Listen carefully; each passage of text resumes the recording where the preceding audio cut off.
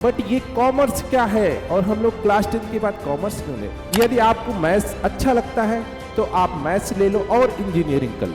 Market में commerce के बारे में कोई बात ही नहीं करता था। तो स्कूल में आप जाओगे तो कॉमर्स में बच्चे कम दिखेंगे। आप कॉमर्स में भी आप सीए कर सकते हो, सीएफए कर सकते हो, सीएमए कर सकते हो। कॉमर्स तो ले लिया बट उसके जो अंदर सब्जेक्ट है उसमें आपका इंटरेस्ट नहीं आ रहा। इधर आओ क्लास 10 वाले बच्चे इधर आओ, तुमको कुछ बताते हैं। आज हम लोग आपको बताने वाले हैं क्लास 11th में कॉमर्स हम क्यों लें। भाई हमको ऐसी क्या ज़रूरत पड़ गई कॉमर्स लेने की? भैया मैथ्स साइंस आपने सुना होगा, मैथ्स वाले बच्चे क्या करते हैं 11th में मैथ्स लेते हैं, उसके बाद जेई की तैयारी करते हैं। और जो बायो वाले बच्चे होते हैं वो क्या करते हैं, बायो लेते हैं, उसके बाद नीट की तैयारी करते हैं। बट ये कॉमर्स क्या है और हम लोग क्लास 10 के बाद कॉमर्स क्यों लें? भाई मेरा नाम है अमरीश यादव, मैं आप सभी को मैथ्स पढ़ाता हूं कॉमर्स वाला हिंदी मीडियम चैनल पे। आप सभी का स्वागत करता हूं। आज हम लोग इसी बारे में डिटेल डिस्कस करेंगे, road map for class 11th commerce. देखो पहले क्या होता था ना कि जब हमारे टाइम पे होता था तो हमारे टाइम पे दो ही चीज फेमस थी। यदि आपको मैथ्स अच्छा लगता है तो आप मैथ्स ले लो और इंजीनियरिंग कर लो, ठीक है। और अगर आपका मैथ्स वीक है, मैथ्स आपको नहीं आता है, तो आप बायोलॉजी ले लो और आराम से आप जो है नीट की तैयारी करो, डॉक्टर बन जाओ, ठीक है। ये दो चीजें होती थी तब। आपसे सिर्फ दो ही आपके पास सब्जेक्ट होते थे, मैथ्स और बायो, ठीक है। कॉमर्स लोग उतना नहीं जानते थे क्योंकि मार्केट में कॉमर्स के बारे में कोई बात ही नहीं करता था। या फिर आप ऐसा कहो कि कॉमर्स का स्कोप बहुत लोगों को पता नहीं था। अभी भी अगर आप गांव से होंगे, ठीक है, आई थिंक आप लोग गांव से ही होंगे क्योंकि आप हिंदी मीडियम से पढ़ रहे हो तो गांव वाले ही बच्चे होंगे। बहुत सारे बच्चे ऐसे होंगे जो अलग अलग स्टेट बोर्ड से होंगे। तो अभी भी अगर आप आसपास अपने पूछोगे या फिर अभी आपसे अगर पूछा जाए तो स्कूल में आप जाओगे तो कॉमर्स में बच्चे कम दिखेंगे आपको, ठीक है। कॉमर्स में बच्चे कम दिखेंगे क्योंकि उनको स्कोप का पता ही नहीं है। बट जैसे जेई में स्कोप है कि इंजीनियरिंग कर लोगे अच्छा पैकेज लगेगा, सेम अगर डॉक्टर की बात करें, बायो ले लोगे तो आप नीट क्लियर करने के बाद डॉक्टर बनने जाओगे, वहां से आप पढ़ाई करोगे, एमबीबीएस करोगे, वहां पे आप अच्छा पैसा कमा सकते हो। सेम ही आपका यहाँ पे भी है, कॉमर्स में भी है। कॉमर्स में भी आप सीए कर सकते हो, सीएफए कर सकते हो, सीएमए कर सकते हो। बहुत सारे अलग अलग कोर्स हैं जो आप यहाँ पे कर सकते हो अगर आप कॉमर्स ले रहे हो। बट यहाँ पे कॉमर्स लेने में आपको इंटरेस्ट आना चाहिए कि कॉमर्स में जो सब्जेक्ट है उसमें इंटरेस्ट होना चाहिए, ठीक है। ऐसा नहीं है कि आप कॉमर्स तो ले लिया बट उसके जो अंदर सब्जेक्ट है उसमें आपका इंटरेस्ट नहीं आ रहा। तो सबसे पहले आपको ये समझना पड़ेगा कि भैया हमारे जो अगर हम लोग क्लास 11th में जा रहे हैं, 10th से 11th में जा रहे हैं, तो कौन कौन से सब्जेक्ट आने वाले हैं कॉमर्स में, ठीक है, उसके बारे में नॉलेज होनी चाहिए। तभी तो फिर आप स्टार्ट करोगे आगे का। आपने कॉमर्स ले लिया, स्कूल वाले ने आपको कॉमर्स दे दिया, आपको आपके पास सब्जेक्ट आ गए, आपने बुक ओपन किया, पता लगा कि आपको सब्जेक्ट की हवा ही नहीं लग रही, आपका कोई इंटरेस्ट ही नहीं रहा। तो पहले तो आप सब्जेक्ट के बारे में जान लो, स्ट्रीम के बारे में जान लो कि भाई साइंस वाले स्ट्रीम में ये होता है, मैथ्स वाले बच्चे हैं वो ये पढ़ते हैं, कॉमर्स वाले बच्चे ये पढ़ते हैं, कॉमर्स वाले बच्चे क्या क्या पढ़ते हैं, वो सारी चीजें हम लोग डिस्कस करेंगे वन बाय वन। तो road map for class 11th commerce, ये आप ऐसे समझो ना आपका फाउंडेशन है, ठीक है। ये आपका फाउंडेशन है किसका भैया? जब आप 12th में कॉमर्स का पेपर दोगे तो 11th से स्टार्ट करो तो 11th ही तो बेस हुआ। तो ये आपका फाउंडेशन है, ठीक है। तो इसमें आपको समझना पड़ेगा अंडरस्टैंडिंग द कॉमर्स करिकुलम, ठीक है। करिकुलम का मतलब ये होता है कि जो कॉमर्स का कितने सब्जेक्ट होते हैं और कौन कौन से मेन सब्जेक्ट होते हैं, कौन कौन से ऑप्शनल सब्जेक्ट होते हैं। अगर आप कॉमर्स ले रहे हो तो आपको कौन कौन से सब्जेक्ट पढ़ने होते हैं, यही सारी चीजें आपको करिकुलम में बताता है, ठीक है। तो यहाँ पे देखो कुछ मेन सब्जेक्ट है, कुछ मेन सब्जेक्ट हैं जो आपको पढ़ने ही पढ़ने। अगर आपने कॉमर्स लिया तो पढ़ने ही पढ़ना है। जैसे कोई अगर मैथ्स का बच्चा है, ठीक है, 11th में साइंस ले रहा है मैथ्स से, तो उसको पीसीएम पढ़ना होता है। सिमिलर अगर बायो का है बच्चा तो उसको पीसीबी पढ़ना होता है, मैथ की जगह बायो पढ़ता है, ठीक है। सिमिलर अगर कोई कॉमर्स का बच्चा है तो उसको क्या क्या पढ़ना होता है बच्चे? सबसे पहले क्या पढ़ना होता है, मतलब सबसे पहले नहीं, 3 सब्जेक्ट जो है मेन सब्जेक्ट है, ठीक है। ऐसा नहीं है कि सबसे पहले आपको लेखा शास्त्री पढ़ना है। ये 3 सब्जेक्ट होते हैं, अकाउंटेंसी, बिजनेस स्टडीज और इकोनॉमिक्स, ठीक है। ये 3 सब्जेक्ट मेन होते हैं कॉमर्स की बात करें। उसके बाद आप ऑप्शनल सब्जेक्ट में जाओगे, मैथमेटिक्स, अंग्रेजी, ठीक है, इंग्लिश, हिंदी और बहुत सारे सब्जेक्ट होते हैं ऑप्शनल वाले सब्जेक्ट जो आप ले सकते हो। ठीक है, तो पहले आपको ये पता चल गया कि भाई 11th में हमें किस किस सब्जेक्ट से फैमिलियर होना पड़ेगा। अभी तो 10th का पेपर दिए होगे, आप लोग की जिंदगी मौज में कट रही होगी। 2-3 महीने, कम से कम 2 महीने तो मौज में कटेगी ही कटेगी, कोई टेंशन नहीं होगा। अभी जस्ट पेपर खत्म होगा, आपका घर वाले बहुत खुश होंगे कि बच्चा क्लास 10th का पेपर दिया है, लेकिन घर वालों के मन में पहले से प्लानिंग चल रही होगी धीरे धीरे कि छुट्टी तो खत्म हो रही है, अब इसको 11th में जाना है, कहीं एडमिशन कराते हैं, किसी स्कूल में एडमिशन कराते हैं, कोई अच्छा स्ट्रीम दिलाते हैं जिससे इसका फ्यूचर ब्राइट हो, फ्यूचर का स्कोप अच्छा हो। ठीक है, तो आपको अगर कॉमर्स लेते हो तो ये 3 सब्जेक्ट पढ़ने होंगे जो मेन है, इसके अलावा आप ये पढ़ सकते हो। तो ये तो 3 तो हैं भाई, इनको छोड़ नहीं सकते। हाँ, इसमें आपके पास चॉइस है अपने अकॉर्डिंग, जो आपको अच्छा लगता है। मैथ्स अच्छा लगता है तो मैथ्स ले लो, अंग्रेजी, हिंदी, टोटल 5 सब्जेक्ट कवर करने होते हैं ना क्लास 12th में, तो 3 तो ये हो गए, 2 ऑप्शनल आप ले लोगे तो टोटल आपके 5 सब्जेक्ट हो जाएंगे। ठीक है, तो यहां तक आपको समझ में आ गया कि भैया हमने कॉमर्स ले लिया है, कॉमर्स के सब्जेक्ट से फैमिलियर हो गए, अब आगे क्या, अब आगे क्या तैयारी कैसे करें, पढ़ाई लिखाई कैसे करें, 11th की पढ़ाई कैसे करें, क्लास 12th में वापस से हमको बोर्ड देना है तो वापस से 12th में पढ़ाई कैसे करें। उसके बाद कैरियर की भी तो टेंशन होती है कि क्लास 12th पास करने के बाद कैरियर ऑप्शंस क्या होंगे। तो कैरियर ऑप्शन तो बहुत सारे हैं, क्योंकि अब लोगों को पता चल रहा है, मार्केट में सारी चीजें हैं, पहले से ही है। ठीक है, अब लोगों तक जा रही है इंफॉर्मेशन, जा रही है कि भैया आप सीए कर सकते हो, सीएमए कर सकते हो, सीएफए कर सकते हो, ठीक है, बीसीए कर सकते हो, बीबीए कर सकते हो, बहुत सारे कोर्सेज हैं जो आप कॉमर्स से कर सकते हो। ठीक है, कॉमर्स वाला बच्चा कर सकता है। सेकेंड पे आते हैं कि आपने कॉमर्स ले लिया, ठीक है, आपने बुक वगैरह भी खरीद ली मार्केट से जाके। पहले दिन यही होता ना कि बच्चा जैसे ही स्कूल में एडमिशन लेता है, पापा को बोलता है पापा 4 नई नई कॉपी चाहिए, ठीक है, बढ़िया एकदम क्लासमेट वाली या फिर किसी और की बढ़िया जो एकदम वाइट पेज वाली होती है, इस टाइप की हमको बढ़िया बढ़िया कॉपी चाहिए। पापा बोलेंगे बेटा रफ से काम चला लो, आप कहोगे नहीं पापा हमारा दोस्त जो है वाइट वाली कॉपी लेके आता है। ठीक है, ऐसा होता है, हमारे जीवन में भी ऐसा हुआ था जब हम लोग क्लास 11th या फिर क्लास 9th में जाते थे। ऐसे समझो जब किसी नई क्लास में जाते हैं ना, तो सबसे पहले हम लोग क्या करते हैं, इधर स्कूल में एडमिशन लिया, उधर मार्केट पहुंच गए और मार्केट से उठा लाते हैं 4-5 कॉपी किताब बढ़िया से, उसके बाद उस पर वो सजाते हैं, कवर ओवर लगाते हैं, स्टिकर लगाते हैं। ठीक है, स्टिकर भी लगाते हैं, हाँ, जिसमें नाम लिखा जाता है। ठीक है, बचपना होता है, सबका होता है, आपका भी है। स्टिकर लगाते हैं, उसमें बढ़िया से नाम लिखते हैं, अलग अलग कलर से, अलग अलग पेन से। ठीक है, तो ये आपके साथ भी होता होगा। उसके बाद फिर देखते हैं कि 2-3 दिन बाद ये माहौल रहता है कि भाई मेरी कॉपी है, मेरी बुक है। 2-3 दिन तक हम लोग बढ़िया से पढ़ते हैं, उसके बाद फिर भूल जाते हैं कि हम लोग क्लास 11th में हैं या फिर क्लास 9th में हैं या फिर क्लास 12 पास आउट कर चुके हैं। ठीक है, तो ये आपके साथ ना हो, ये गलतियां आप ना करो, तो उसके लिए हम लोग हैं, कॉमर्स वाला हिंदी मीडियम की पूरी टीम आपके साथ है, जो स्टार्टिंग से आपको गाइड करेगी, स्टार्टिंग से आखिरी तक।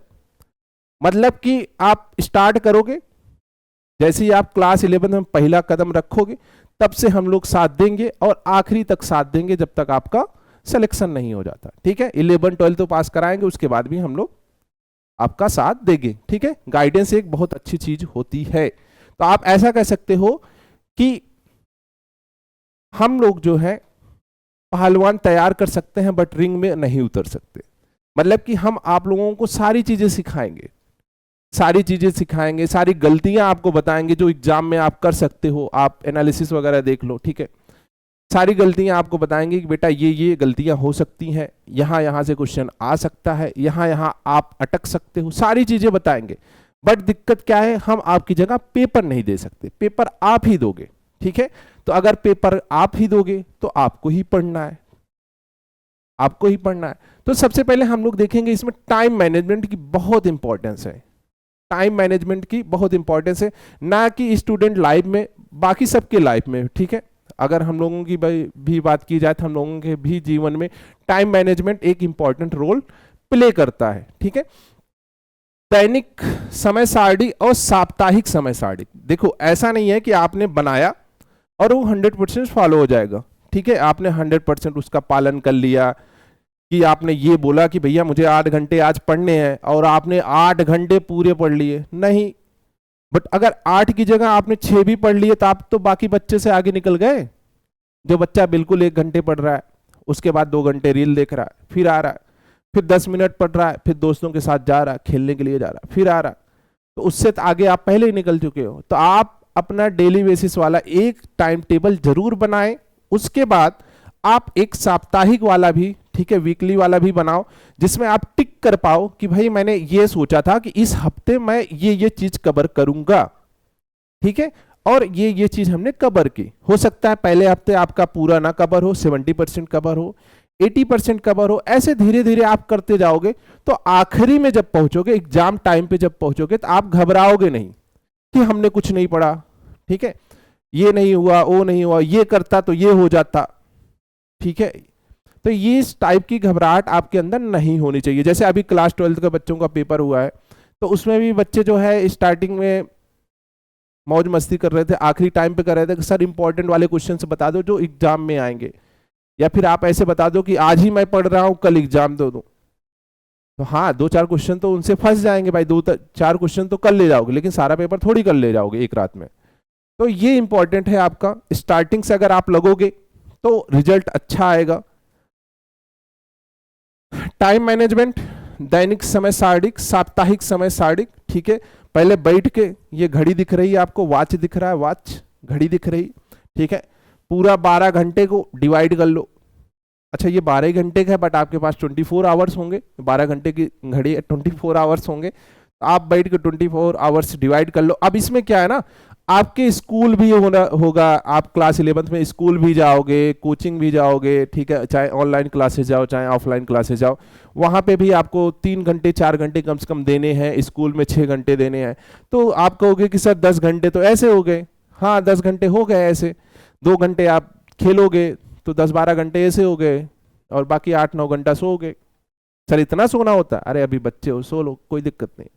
और रील भी तो देखोगे। हाँ, रील वाला का तो टाइम हमने काउंट ही नहीं किया, 2-3 घंटे रील देखोगे तो हो गए 24 घंटे। आराम से पढ़ोगे भी और टाइम भी आपका कट जाएगा, एग्जाम भी अच्छा चला जाएगा।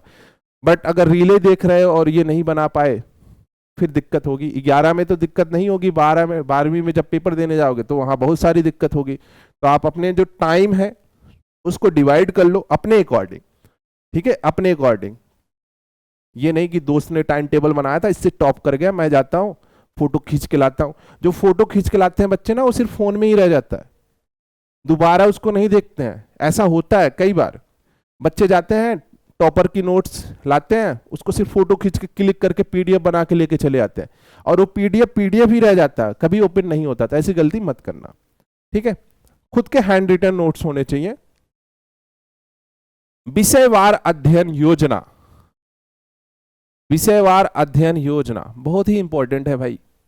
सब्जेक्ट वाइज स्टडी प्लान, यहां पे वापस से आपको स्टडी प्लान वापस से बनाना है।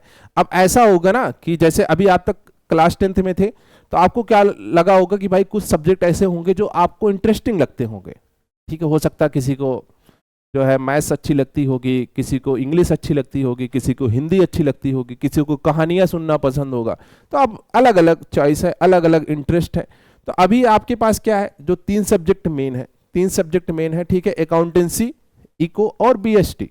देन उसके बाद आप मैथ्स भी ले सकते हो, ऑप्शनल, बहुत अच्छा स्कोप है मैथ्स के साथ भी। अगर आप जा रहे हो तो बहुत अच्छा स्कोप है। तो अब यहाँ पे क्या आएगा ना, जब आप पढ़ना शुरू करोगे, जब आप पढ़ना शुरू करोगे, आपको टीचर पढ़ाना शुरू करेगा, तो 1-2 हफ्ते में आपको पता चल जाएगा कि भाई आपको किस सब्जेक्ट में ज्यादा इंटरेस्ट आ रहा है, कौन सा सब्जेक्ट आपका अच्छा होने वाला है।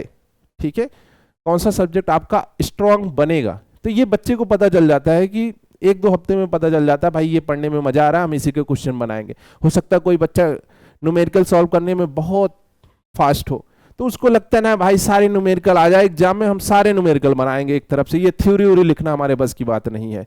फटाक से आंसर लिखेंगे, कैलकुलेशन करेंगे, एक भी नंबर नहीं कटेगा। वहीं कुछ बच्चा ऐसा होगा जिसको कैलकुलेशन नहीं आती होगी, कह रहा होगा भाई थ्योरी पेपर आ जाए, कैलकुलेशन आ जाएगी तो फिर हमारे लग जाएंगे। तो आपको सब्जेक्ट वाइज जो भी आप सब्जेक्ट ले रहे हो, 3 तो मेन है, उसके बाद आप ऑप्शनल पे जाओगे, तो आप सब्जेक्ट वाइज अभी से प्लान कर लो, ठीक है। अभी से आप प्लान कर लो भैया इसको इतना पढ़ना है, इसको इतना पढ़ना है, जिसमें इंटरेस्ट आ रहा है उसको इतना पढ़ना है, उसको इतना पढ़ना है। तो ये सारी चीजें आप स्टार्टिंग से ही प्लानिंग करोगे तो आखिरी में आपका रिजल्ट अच्छा आएगा। जैसे यहाँ पे अलग अलग बुक है, रेड वाली बुक है, ब्लू वाली, ऐसे अलग अलग बुक है। तो ऐसे आप जब खरीद के लाओगे मार्केट में और उनको एक के ऊपर एक रखोगे तो ऐसे आपके पास बुक भी बन जाएगी, ठीक है। ऐसे 5-6 बुक आपको दिखेंगे, फिर आप क्या करोगे, जो आपको इंटरेस्ट आता है जिसमें, वही बुक खींचोगे बार बार। तो ऐसा मत करो, बाकी भी सब्जेक्ट होते हैं, बाकी को भी पढ़ना होता है, एक सब्जेक्ट नहीं पढ़ना होता। पेपर में एक ही सब्जेक्ट का एग्जाम नहीं होगा, तो सभी सब्जेक्ट के एग्जाम हो गए तो सारे सब्जेक्ट को टाइम देना पड़ेगा, ठीक है, ऑब्वियसली बात है। मॉक टेस्ट और आत्म मूल्यांकन, क्या ये करना जरूरी है? सर अभी तो हम लोग क्लास 11th में है, अभी हमारा कौन सा आत्म मूल्यांकन करेंगे, कौन सा मॉक टेस्ट देंगे, कौन सा हम लोग युद्ध पे लड़ने जा रहे हैं कि भाई नहीं फाइनल एग्जाम है 12th का, जैसे 10th में हम लोगों ने फाइनल एग्जाम दिया था, 12th में फाइनल एग्जाम देंगे, तब करेंगे मॉक टेस्ट एनालिसिस कि हमसे क्या गलतियां हुई, क्या नहीं करना चाहिए। नहीं, 11th में भी आप कर सकते हो। क्यों? क्योंकि 11th का जो टॉपिक्स है ना, वो क्लास 12th से थोड़े से रिलेटेड है, थोड़े से क्या, बहुत ही रिलेटेड है। अगर मैथ्स की बात करूं, क्योंकि मैथ्स का टीचर हूं तो मैथ्स की ही बात करूंगा, बाकी सब्जेक्ट का मुझे उतना नॉलेज नहीं है जितना आपको नॉलेज हो जाएगा अगले 1-2 साल में। तो मैथ्स की बात करूं, जैसे क्लास 11th में हम लोग लिमिट वगैरह पढ़ते हैं, तो क्लास 12th में कंटिन्यूटी एंड डिफरेंशिबिलिटी में लिमिट यूज होती है। तो अगर आपका क्लास 11th नहीं तैयार है तो क्लास 12th आपका अटक जाएगा। अटक इन द सेंस कि हाँ 30-40% आप कर पाओगे, बाकी तो आपसे उड़ जाएगा ऐसे ही। तो इस वजह से 11th भी आपका इंपॉर्टेंट है, बोर्ड का एग्जाम हो या ना हो, बट इंपॉर्टेंस है 11th की, ठीक है। तो आपको क्या करना है, मॉक टेस्ट देना है। मॉक टेस्ट हम लोग कराते ही कराते हैं, डीपीपी वगैरह भी कराते हैं, तो मॉक टेस्ट वगैरह कराते ही आप बिंदास होकर मॉक टेस्ट दे सकते हो। वहां पे और भी बच्चे आपके साथ जुड़ेंगे, तो आपको वहां पे रैंकिंग भी पता चलेगी कि भाई 500 बच्चों ने एग्जाम दिया है, 500 बच्चों ने मॉक टेस्ट दिया है, तो उसमें मेरी रैंक कितनी आ रही, या फिर मुझसे ऊपर कितने बच्चे हैं। तो मॉक टेस्ट देना बहुत जरूरी है। तो मॉक टेस्ट और दूसरा आत्म मूल्यांकन, ठीक है। सेल्फ असेसमेंट, सेल्फ असेसमेंट क्या है? सेल्फ असेसमेंट ये है कि भाई हमने ये क्वेश्चन गलत किया, मान लो हमने टेस्ट पेपर अटेम्प्ट किया और ये वाला क्वेश्चन गलत हुआ, तो अब आपकी जिम्मेदारी बनती है कि जो आपने क्वेश्चन गलत किया है उसको अगली बार वापस से मत गलत करो, ठीक है। उसको अगली बार वापस से गलत मत करो, अगली बार वो पेपर में आए तो आप उसको पहले निपटाओ। तो ये काम होता है किसमें, सेल्फ असेसमेंट में। ये नहीं कि आपका क्वेश्चन गलत हो गया, अगली बार भी गलत हो गया, उसके बाद भी गलत हुआ, पेपर में भी आया और वहां पे भी आप निपट गए, तो ये गलती मत करना, ठीक है बच्चे, ठीक है। आखिरी में मानसिक और शारीरिक स्वास्थ्य, इस पे कोई बात ही नहीं करता कि भाई आपकी मेंटल स्थिति कैसी है, मेंटल कंडीशन कैसी है, ठीक है। इस पे कोई बात ही नहीं करता, सब पढ़ाने पे लगे रहते हैं, सारे टीचर्स पढ़ाने पे लगे रहते हैं कि ये पढ़ लो, वो पढ़ लो, यहाँ कर लो, वो कर लो। नहीं, ये भी जरूरी है भाई। बच्चा अगर अंदर से स्ट्रांग नहीं होगा, मेंटली फिट नहीं होगा, ठीक है, फिजिकली फिट नहीं होगा, तो क्या ही पढ़ेगा। पता लगा उसने किताब खोला, उसके मन में कुछ और ख्याल आ रहे हैं, तो ये भी जरूरी होता है भाई, उसको हमें कैसे टैगल करना है, उसको भी टैगल करना आना चाहिए।